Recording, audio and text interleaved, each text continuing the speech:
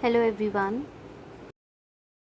आज हम पेपर 2 में डीएसटी एक टॉपिक दिया हुआ है, department of science and tech, उसके बारे में पढ़ने वाले हैं।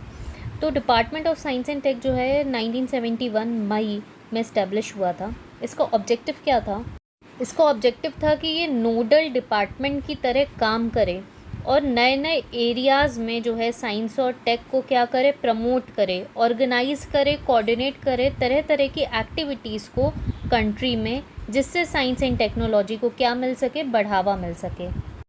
अब इस डीएसटी डिपार्टमेंट की क्या क्या रिस्पॉन्सिबिलिटीज़ हैं उस पर नज़र डाल लेते हैं। सबसे पहले इसकी रिस्पॉन्सिबिलिटी है कि साइंस और टेक से रिलेटेड जितनी भी पॉलिसीज़ हैं उनको फ्रेम करना।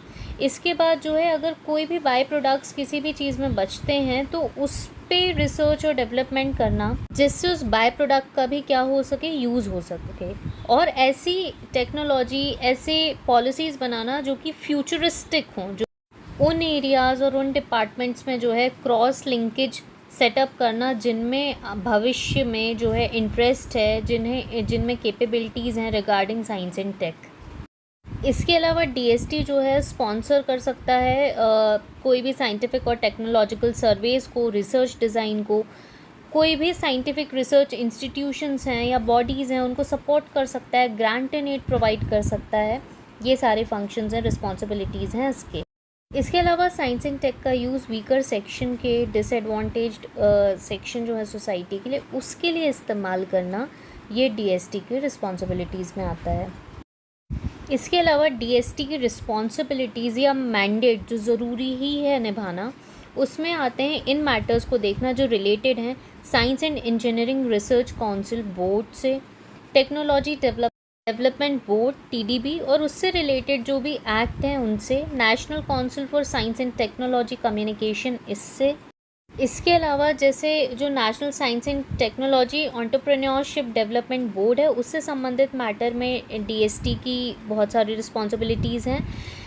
जो भी साइंटिफिक अटैचेस, मतलब जो भी साइंटिफिक अगर लोग हैं या कोई इंस्टीट्यूशंस अगर बाहर हैं, उनसे रिलेटेड जो भी कॉपरेशन प्रोवाइड कर सकती है, उससे रिलेटेड रिस्पॉन्सिबिलिटीज़ हैं।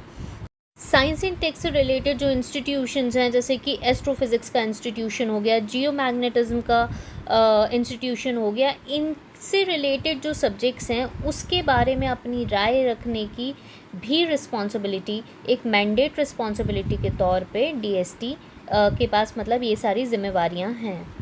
इसके अलावा कई बार हम देखते हैं कि साइंटिफिक इनोवेशंस होते हैं, इंडियन लोगों की बहुत सारी जुगाड़ें होती हैं, तो इस तरह के इनोवेशंस का, डोमेस्टिक टेक्नोलॉजी के इनोवेशंस प्रमोशन करना, ऐसे वेंचर्स का, उनका कमर्शलाइजेशन करवाना, ये सारी रिस्पॉन्सिबिलिटीज़ जो है किसके पास है, डीएसटी के पास है। नए इंस्टीट्यूशंस बनाना, नए इंस्टीट्यूशनल इंफ्रास्ट्रक्चर को खड़ा करना, ये सारे चीज़ें, ये सारे मैटर्स भी जो है डीएसटी एज अ मैंडेट देखती है। अब ऑर्गेनाइजेशनल चार्ट देख लेते हैं, हालांकि पूरा याद रखने की ज़रूरत नहीं है, बस सेक्रेटरी कौन है ये हमने ध्यान रखना है इसमें। और जैसा कि हम देख पा रहे हैं, डॉक्टर चंद्रशेखर जो है सेक्रेटरी हैं, जो सीवीओ भी हैं डीएसटी के।